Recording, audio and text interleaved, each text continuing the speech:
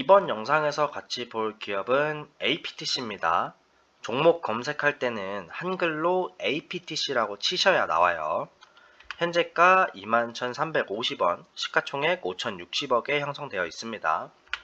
지분 구조를 적어놨는데 뭐하는 회사인지부터 잠깐 설명을 드릴게요.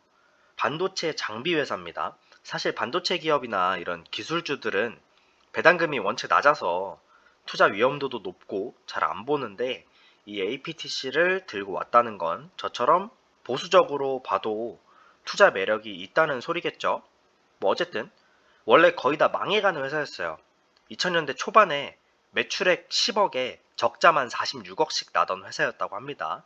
그때 여기 주황색으로 2대 주주에 있는 최우영 씨가 당시 펀드 매니저였는데 우리나라 반도체 잘한다 잘한다 해서 봤더니 돈이 다 해외로 나가고 있더래요. 장비도 해외 거고 부품도 해외 거. 그런데 이 APTC라는 회사가 국내에서 발버둥을 치고 있으니까 눈길이 간 거죠. 그때 당시에 막 국산화 열풍 불면서 그랬을 때라고 하니까 어느 정도 이해가 갑니다. 어쨌든 그때 이 최우영 대표가 KB 인베스트먼트의 펀드 매니저였으니까 은행과 투자자들을 설득을 해서 APTC에 자금을 대줬다고 해요. 그런데 성과를 못 냈어요. 그래서 어떻게 했냐? 직접 대표이사로 취임을 해서 회사를 이끌어 나갑니다. 지금은 매출 1000억대에 수백억의 이익을 내는 회사로 발돋움을 했고요. 경영학과의 펀드 매니저 출신으로 이 반도체 장비 기업을 이끈다는 게 쉽지는 않았을 텐데 대단하죠? 어쨌든 그렇고요. 이 김남원 씨는 R&D 쪽의 연구원이시고 최대 주주로 지분 약 12.8%를 가지고 있습니다. 최우영 대표는 9.8% 보유하고 있고요. 그 외라고 적힌 회색 부분은 임직원들 지분이고 자사주는 9.11%로 꽤 많이 가지고 있어요.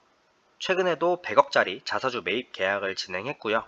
최근 지분 변동표를 보시면 21년 12월에 최우영 대표가 장내 매도로 지분을 좀 처분했고 최대 주주인 김남원 씨도 제가 알기로는 장내 매도로 지분을 많이 줄였습니다. 자사주는 상여금으로 지급을 하고 있죠.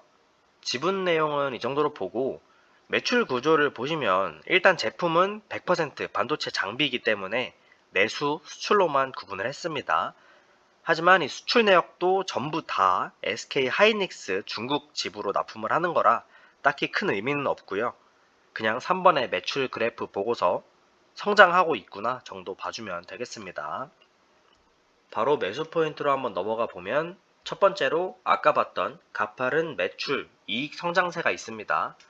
2019년 600억 매출에서 2021년 1780억 매출까지 늘었고요. 이익도 따라서 크게 증가해준 모습이고 앞에서 말했던 매출 10억에 적자를 46억씩 보던 회사와 같은 회사라고는 상상할 수가 없을 정도죠. 그리고 두 번째로 기술주답지 않은 높은 배당 성향이 있어요. 원래 반도체 쪽이나 다른 IT 기술 쪽은 투자를 많이 하지 배당을 많이 해주진 않거든요. 하지만 이 최우영 대표가 펀드 매니저 출신인 만큼 이런 쪽도 신경을 좀 쓰는 것 같습니다. 배당 성향 40%대에서 계속 배당을 지급해주고 있고요.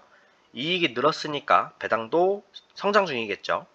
2021년 1000원의 배당을 주면서 배당 수익률 4.6%를 보여주고 있습니다. 세 번째로 SK 하이닉스가 용인에 반도체 클러스터를 조성하면서 공장 증설을 예고했는데 반도체 공장이 늘어나면 납품도 늘어나겠죠. 이건 뭐 쉽게 예상할 수 있겠고요. SK 하이닉스의 생산 설비 증대로 인해서 이 APTC의 매출 향상이 기대될 수 있겠다. 그러면 매도 포인트는 뭐가 있을까요? 우선 방금 말했던 이 SK 하이닉스에 대한 의존도가 너무 높습니다. 물론 회사가 좀 어려울 당시에 SK 하이닉스가 많은 도움을 주면서 회사가 빠르게 성장을 했어요. 그런데 거래처가 SK 하이닉스밖에 없다는 건 큰 위험이 될 수도 있겠죠. 이 장비 자체도 하이닉스의 요구를 받아서 제작이 된 거라 다른 업체들한테 어필하기에도 어려운 측면이 있습니다. 이 하이닉스에 대한 의존도가 높을 수밖에 없는 이유가 이 최우영 대표가 APTC가 망하기 거의 직전에 투자를 했으니까 투자자로서 APTC한테 말을 했대요. SK 하이닉스에 가서 어떤 장비가 필요한지 어떻게 만들면 너네가 우리 걸 사줄 수 있는지 물어봐라. 물어보고 와서 만들어서 어필을 해서 팔자. 이렇게 말을 했는데 그 당시 APTC가 지금 우리 보고 영업을 뛰라는 거냐 하면서 거부를 했대요. 그래서 이 최유영 대표가 아씨 안 되겠다 하고 대표이사로 뛰어들어서 뭐 경영학과 나와서 펀드 매니저를 하고 있었는데 플라즈마나 뭐 반도체 알겠어요? 그냥 무작정 뛰어들어서 하이닉스에 찾아갑니다.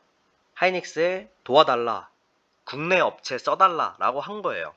그래서 하이닉스가 이 최우영 대표 인터뷰에서 나온 건데 처음에는 뭐야 이 사람, 뭐 하이닉스 자회사도 아닌데 우리 보고 왜 도와달라고 하는 거야 라고 하다가 조금씩 도움을 줬는데 그 계기로 제품을 만들고 하이닉스도 협력사 지정을 하면서 투자도 해주고 그렇게 발전을 해와서 지금에 이른 거라고 하니까 당연히 하이닉스에 대한 의존도가 높을 수밖에 없었죠. 그렇다고 이 APTC가 거래처를 넓히려는 노력조차 안 했냐? 그거는 또 아니거든요. 2018년 상장 전에 투자자들이 삼성전자에 왜 납품을 안 하느냐고 물어본 적이 있어요. 그때 당시에 APTC는 삼성에 꾸준히 요청을 했지만 삼성 자회사 중에 해당 업체가 있기 때문에 APTC 제품을 쓸 수 없다라고 했답니다. 그래서 삼성 쪽은 포기를 하고 최근에 미국 쪽에 또 법인 설립을 했거든요. 지금은 1년에 한 20억씩 손해를 보는 중이긴 한데 미국 쪽으로 해외 진출이 성공한다면 거래처를 넓힐 수는 있겠죠. 그렇지만 지금 당장은 하이닉스에 대한 의존도가 거의 100%라는 거 알아두시면 좋겠고요. 두 번째로 신주 발행하고 자사주 상여금이 있어요. 이 최우영 대표가 투자 쪽에서 일을 했었잖아요. 그래서 이런 옵션들과 자사주 매입 같은 걸 잘하는 것 같긴 한데 이 임직원들이 SK 하이닉스 출신들이 많아요. SK 하이닉스 센터장, 연구소장 이런 거 했던 사람들을 데려와서 스톡 옵션도 걸어주고 자사주를 상여금으로 주기도 하고 하면서 일을 열심히 하라고 동기부여를 해주는 거죠. 주가가 올라야 자기들이 옵션을 행사해서 이익을 볼 수가 있으니까. 실제로 뭐 아직 행사 안 된 옵션들 중에 행사 가격이 6,000원인 것도 있습니다. 지금 주가가 2만원인데 6,000원에 신주를 매수한다는 거죠. 그리고 자사주도 그냥 매입을 해서 소각을 하는 게 아니라 임직원들에게 상여금으로 지급을 하면서 책임감을 좀 심어주려는 것 같은데 당장 최대주주도 장내 매도를 하고 있는 판에 뭐 가지고 있겠습니까? 상여금 받자마자 대부분 매도를 하고 있어요. 일반 투자자들에게 좋은 소식은 아니죠. 회사 경영이나 성과에는 장기적으로 뭐 좋게 작용할지 몰라도 일단은 신주 발행이고 매도 물량이 나온다는 건 악재라고 볼 수 있겠습니다. 그리고 세 번째로 방금 말했던 최대주주 매도 이슈가 있어요. 김남원 씨와 최우영 씨가 모두 매도 포지션을 잡고 있다. 특히 최우영 대표 같은 경우는 원래 계속 매수 포지션을 잡았었거든요. 근데 매도 포지션으로 바뀌었다는 건 주목해볼 만 하겠죠.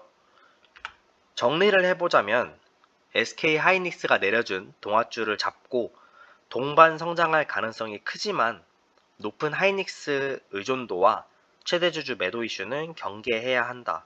이 정도로 정리할 수 있겠습니다. 그럼 이번 영상은 여기까지 보고요. 시청해주셔서 감사합니다.